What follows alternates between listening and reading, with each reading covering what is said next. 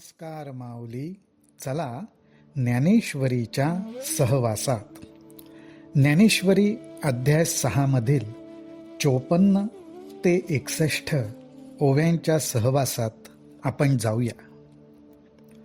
ज्ञानोबारायांनी आपल्याला हे दाखवून दिलंय की योग आणि संन्यास हे वर बघता 2 मार्ग दिसतील, परंतु त्यांच्यात एक वाक्यता आहे आणि हे दोन्ही मार्ग एका ब्रह्मानंदापाशीच आपल्याला आणून पोचवतात. या ठिकाणी आपण सर्व साधक मंडळी जाऊन पोचतो आणि या ठिकाणी पोचल्यावर आपण कुठल्या गोष्टीचा त्याग केलाय, अर्थात कर्माचा, कर्मफळाचा, हा संकल्प केल्याचं स्मरण सुद्धा मनात राहत नाही, कारण त्या ठिकाणी मनाचं मनपण पण राहत नाही आणि तिथेच साधकाला ब्रह्मस्थिती प्राप्त होते. ज्ञानोबाराय म्हणतात, हे ज्याला आपल्या अनुभवाच्या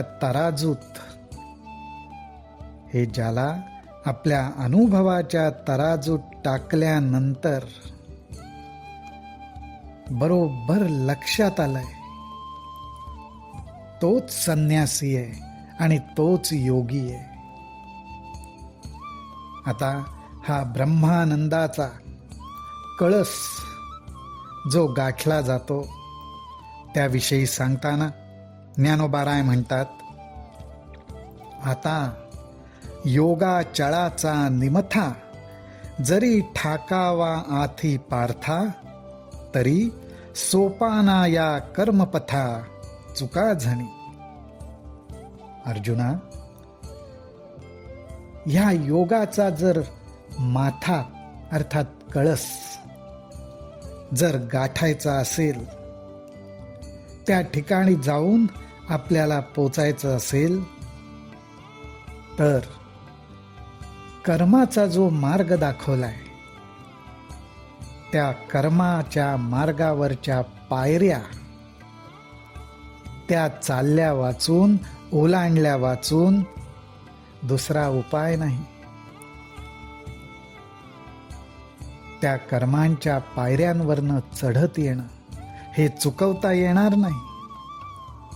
येणे यमनियमांचे तळवटे, रिगे आसनाची पाऊल वाटे, येई प्राणायामाचे आडकंठे वरवतागा. ज्ञानोबारायांनी आता ह्या ठिकाणी ह्या कर्मरूपी पायऱ्यांची जी वाटचाल आहे त्याचं वर्णन करून सांगतायत. ते म्हणतायत, ब्रह्मानंदाच्या, ब्रह्मसुखाच्या, ब्रह्मस्थितीच्या माथ्यावर जाऊन आपल्याला पोचायचं आहे. पण पायथ्याशी ज्या पायऱ्या लागणार आहेत त्या पायऱ्या कशा आहेत, तर यमनियमरूपी पायऱ्या आहेत. पायथ्याशी यम आणि नियमांची गाठ पडते. यमनियमांचा समूह जर म्हटला तर अर्थात अहिंसा, अस्तेय, परिग्रह, ब्रह्मचर्य, तिथपासून प्राणायाम, आसन, ध्यान, धारणा अशा पायऱ्या चढाव्या लागतात. आणि ह्या पायऱ्या चढतच ती वाट कुठं येऊन पोचते, तर आसनाच्या ठिकाणी येऊन पोचते. आसन म्हणजे काय, तर ज्या ठिकाणी शरीर, मन आणि बुद्धी हे स्थिरपणे बसतं, स्थिरावतं, ते आसन. त्या आसनापर्यंत पोचायच्या अगोदर या पायऱ्या लागतात आणि मग आसनावर स्थिरावल्यानंतर त्या पायवाटेनी आसनापर्यंत पोचल्यानंतर एक कडा लागतो. तो कडा चढताना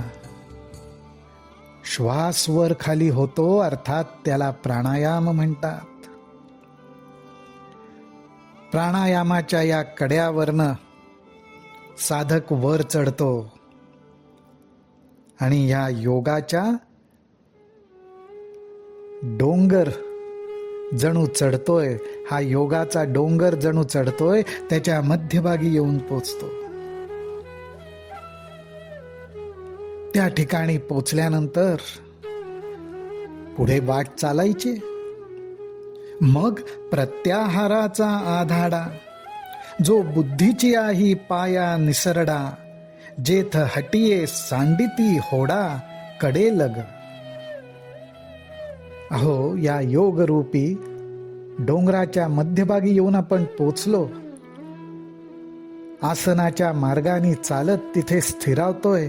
तोच आता प्रत्याहार रूपी कडा लागतो. आणि तो कडा कसा आहे? प्रत्याहाराचा आधाडा. हा अर्धवट तुटलेला कडा आहे आणि त्यामुळेच तो धोकादायक ठरतो. आणि त्या कड्यावरती चढून जात असताना ज्ञानोबाराय म्हणतात, बुद्धीचेही पाय टिकत नाहीत, ते घसरतात. जो बुद्धीची आहे पाया निसरडा. कारण का? प्रत्याहाराचा कडा आहे. विषयांकडे इंद्रियांची जी धाव आहे, त्या इंद्रियांना बळकटपणे सांभाळावं लागतं. विषयांकडे असलेली त्यांची आसक्ती, तिथपासून इंद्रियांना आवरावं लागतं. आणि त्या आवरण्यात बुद्धीचेही पाय लटपटतात, घसरतात. जेथ हटिये सांडिती होडा कडे लग. आणि अशा प्रसंगात बुद्धीला सावरून धरण्यात हठयोग्यांना सुद्धा आपले संकल्प, आपल्या प्रतिज्ञा सोडून द्याव्या लागतात की काय, अशी परिस्थिती निर्माण होते. माऊली हो, या ठिकाणी नामसाधनेच्या साह्याने जो वाटचाल करतोय, त्यांनी आपल्या आराध्य देवतेच्या चरणांना घट्ट धरून ठेवावं. ज्यावेळी अशी बुद्धी लटपटते, आपण संकल्प सोडलाय, आपण निश्चय केलाय, पण बुद्धीचे पाय लटपटतात, त्यावेळी आपण आपल्या आराध्य देवतेचे पाय धरून ठेवावेत. तरी अभ्यासाचे निबळे प्रत्याहारी निराळे, नखी लागेल ढाळे ढाळे वैराग्याची. या ठिकाणी हिरमुसलं होण्याची गरज नाही. तर ज्ञानोबाराय आपल्याला आश्वासन देत आहेत की अभ्यासाच्या निश्चयाने, मी एक साधक आहे, मी अभ्यास करणारच, असा निश्चय करून आपलं मनोबळ वाढवावं. आणि प्रत्याहार रूपी जो कडा चढायला अवघड आहे, त्या कड्यावरती आपली नख रोवावीत. आणि ती नख कसली? तर वैराग्य रूपी. नखी लागेल ढाळे ढाळे वैराग्याची. हळूहळू आपल्या अंतःकरणात प्रगट होणार जे वैराग्य आहे, त्या वैराग्य रूपी नखांनी हळूहळू तो कडा चढत जावा. असा कडा चढत आपण निघाल्यावर ऐसा पवनाचे नि पाठारे, येता धारणेचे नि पैसारे, क्रमी ध्यानाचे चवरे सांडे तव. अशा प्रकारे आपण हा कडा चढत आलो की तो चढत असतानाच आपला प्राणायामाचाही अभ्यास चालू आहे.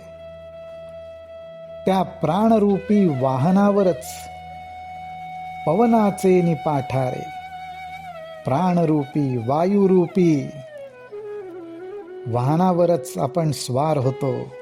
आणि कुठे येतो? येता धारणेचे नि पैसारे.